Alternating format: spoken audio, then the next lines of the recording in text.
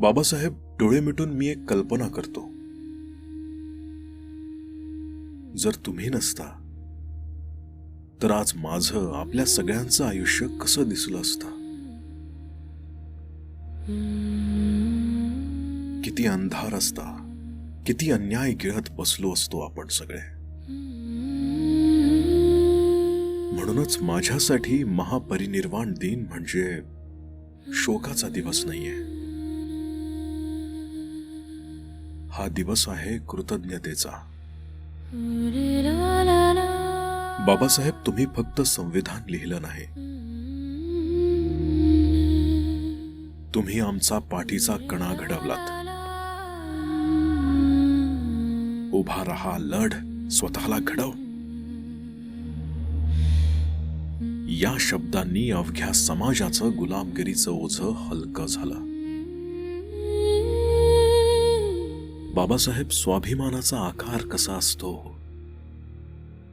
हे तुमच्यामुळे गिरावता आलं. तरी एक प्रश्न आहे मनात, बाबासाहेब विचारू.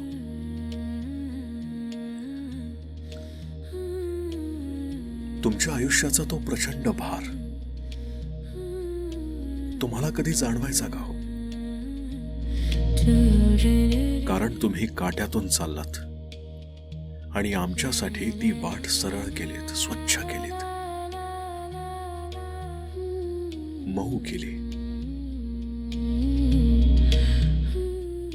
तुम्ही पेटवलेली ती समानतेची ज्योत आजही आमच्या मनात उजळतीये, लख्ख प्रकाश पसरवतीये. तुम्ही लिहिलेलं संविधान माझ्यासाठी फक्त पुस्तक नाहीये, ते म्हणजे तुमचा हात माझ्या खांद्यावर आहे आणि तुमचा आवाज कानात सतत घुमत असतो. शीख, संघटित हो, संघर्ष कर.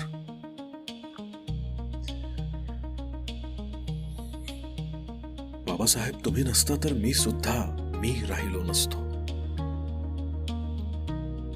आणि आम्ही सुद्धा आम्ही राहिलो नसतो. आणि म्हणूनच आज या दिवशी